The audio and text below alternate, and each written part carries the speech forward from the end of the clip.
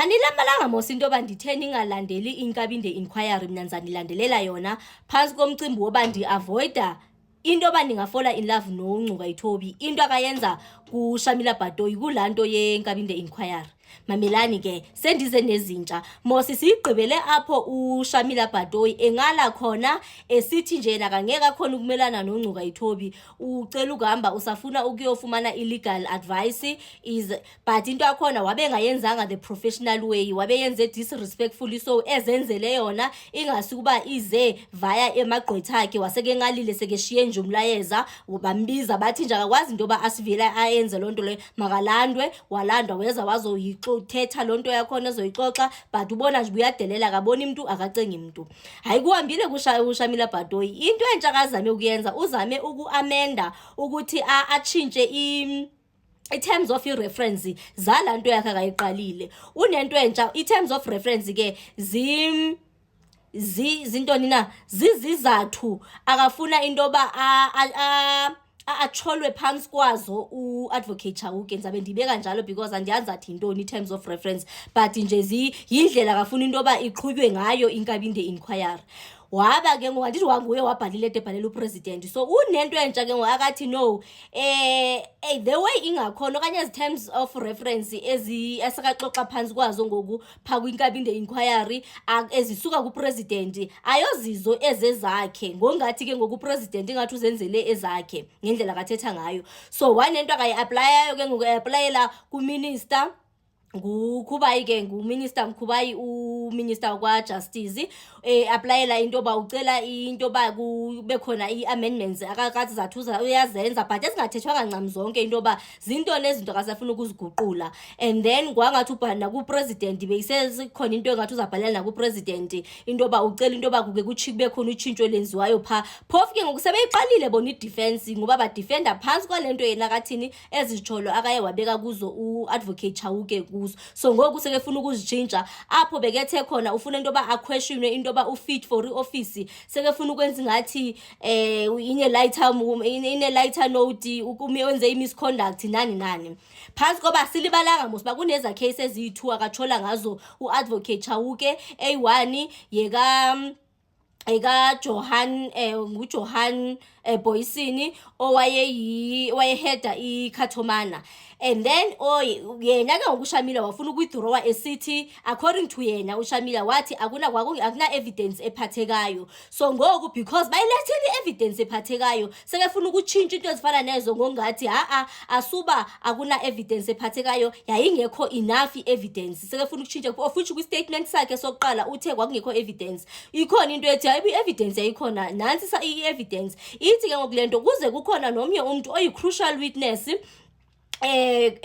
phansi enzabe ngisithi osesayidini labo advocate Chauke phansi koba uShamila wafuna ukuthi makuwithdraw i-case against uBoysini esithi kwakungekho evidence malunga ne-allegations babezifesa ngoba ingathi babebulala abantu beyilo Khathomena leyo and then kube ngathi umuntu wakhona bekezilwela. So zikhona i-footage ke ngoku i-videos ezezadlala kuze kune-witness yena self oze wabuya baleka ushiya South Africa ingathi ubheke eGreece Danikas ne wabaleka wasiwa ubalekele eGreece singazi noba uzathini uzabuya aphinde eze xa seke khona okanye ithini into yakhona but nje ndina into ethi uBoysini yena kungenzeka into yoba emacala akhe lawa awayetshola ngawo azovuka phansi la ayewa withdraw nguShamila Batohi. Ndize ndina into ethi xa ndibane ndiyibona lento ndizibuze ndithi bengasayiyeka ngayini lento uShamila azambele ngoba ngoku uziqalela inyoka emgodini izihlelela ngapha idecline ke ngokulo request yakhe bekefuna ukuthi abe khona ezinye inguquko ezinye changes akathi uyazenza kulo nto yakhe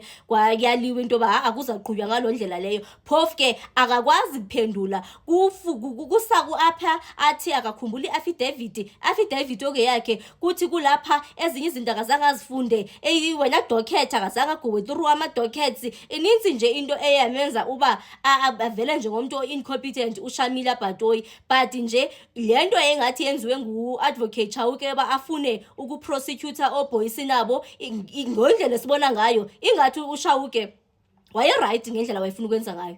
Kuzoba khona ke ngokuleka ekamdluli US isafuna ukuyiva ncama into yoba amanzi akhona abalekela kweliphi icala, because according to uChauke akathi yena bekengazomprosecutor, uthi into yakhona esayenze into requeste inquest elindele i-outcome zayo inobe sezamprosecutor at a later stage. Hayi ke imanyukunyezi i-evidence yabe ithethwa yiwinye ye-witnesses ezingudanika sesingamazi noba uzazana apho esithi yena khona yena uyi-eyewitness wabona ubuhlungu babisenziwa kubulawa abantu abangenzanga nto. Kukhona apho phofu ingcukumise khona le nto kaBoyisini ne ndazibhaqani kwathi, especially apho kubonakala ingathi wayehlukumezana nabantu abamnyama khona.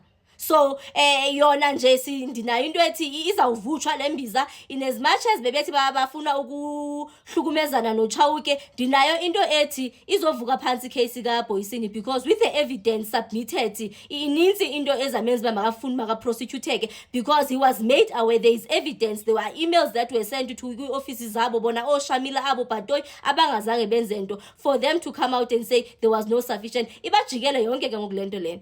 And when Shamila Batohi ndinayo into ethi she may have to account for yonke lonto le ethi yenzeke apha. So for all those that do not know, kune case ezimbini, yicase kaKhetha Johan Boyisini owayeheda iunity yekhathomena apho kwakuthi khona kubulawe khona i-suspects, instead bamazithathe zibotshwe zithini zazibulawa. So engathi zikhona i-videos ezibonisa apho sebecela khona noncedo befuna ukuya kogqirha befuna ukuthini, but still babulawe. Ikhona ke nenye manyukunyezi ngathi umntana khona unayena 15 or 16 obambulala elele, benzi ngathi bekesilwa okanye kwaplantwa kwayigani, into nje ngathi njalo, but ikhona i-evidence ephathekayo ebonisa uShamila njengomnye osebenzana nemigulukudu, because if uBoyisini is what they are saying he is and the evidence is the way ingakhona iproduce ngakhona, then uBoyisini is danger to society. uBoyisini ngendlela kayewenza ngayo unabo ubu-racist, usondile nje singabantu abamnyama, angikhalelanga nje nokumbona ncam, but ke ngokwabo sebe-prepared i-defense ithi thina si-prepared ukuqhubeka malunga nayo yonke lento uShamila kaseyiqalile. Yena uShamila kangasayifuni, asazi ke ngokuba uyozala nkomoni nini next year ngo-2026, but okwangoku nje things are not looking good for uShamila Batohi. Well, to get to the point, I witnessed torture of suspects, I witnessed executing suspects in cold blood, I witnessed manipulation of crime scenes, and I witnessed the Ketomane members engaging in illegal activities and running a well-orchestrated enterprise, especially profiting from selling confiscated stolen goods and providing protection or removing dockets from cases. So this was a police unit that, what you saw, they were literally killing people. Correct. Correct.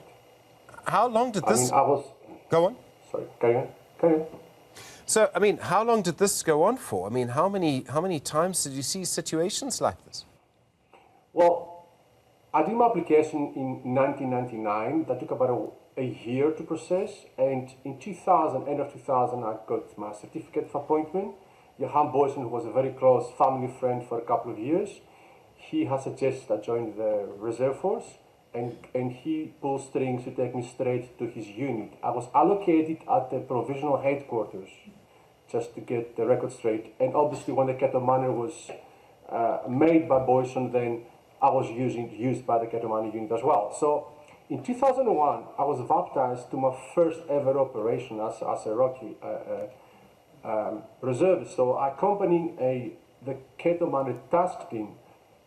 I called them Ketomane task team. I don't know what was called yet in 2001, but it was the same people. And we looked for a suspect that when we found the suspect, and I remember that because that was the very first time I was initialized on that situation.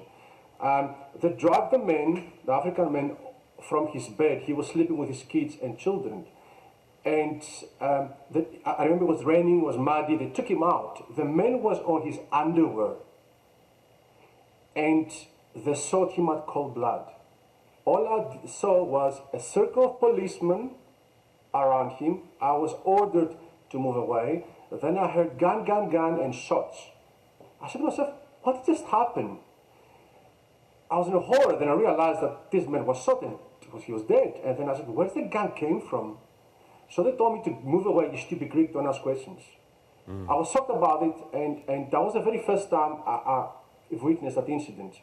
In 2004, I witnessed torture at the Keto Manor office. But then I had a small camera, which was like one of the first smartphones that came out. Not everybody knew about them. And because I had a gadget shop, for electronics, I had access to those smartphones. So when I saw that suspect being stripped naked, also an African suspect, stripped naked, complete naked, placed on a chair and start being tortured, then I said, no, this is not for me. So what I did then is, I took my cell phone and I click on a ringtone, so it looked like there was an incoming call. And then I start speaking in Greek. I remember I said, Ela mana, which is basically in Greek, hello mom. So those guys thought, oh, that's stupid Greek, he's talking to his parents. And I turned towards the torture and I managed to get 3 short video clips. Had I been discovered, I won't be here today to talk to you guys. So after that, I went to Boysen and I said, Johan, look what this guy's doing. The man just laughed and said, well, that's how my boys get processed. That's how we solve crimes. Then he told me to give him a copy of that and print him a frame from a laser printer. Sure. The other crucial story was in 2006, and now there were witnesses. My wife was present at my store, where what happened before that was that 3 police officers from the Kato Manor unit, Afrikaans guys, Van Tonder, Willie Fear, and Mustard, came to my shop and took me for a drive around Smith Street and West Street. They were doing circles. And then that car was like an undercover car, so it had tinted windows. So Van Tonder opened, I was in the back seat with him, he opened his tinted window, he pulled out a gun, it wasn't a lethal gun, it was one of those pellet air guns. And he started shooting randomly at pedestrians. He was targeting only black pedestrians. I remember he shot at a bicycle guy who fell down. I was so embarrassed, I actually bent down. I said, please take me back to my store. Then I phoned Boysen to come to my store. I discussed with my wife, Celia, and I was horrified at what I've seen. And I said, I must report to my commanding officer and friend.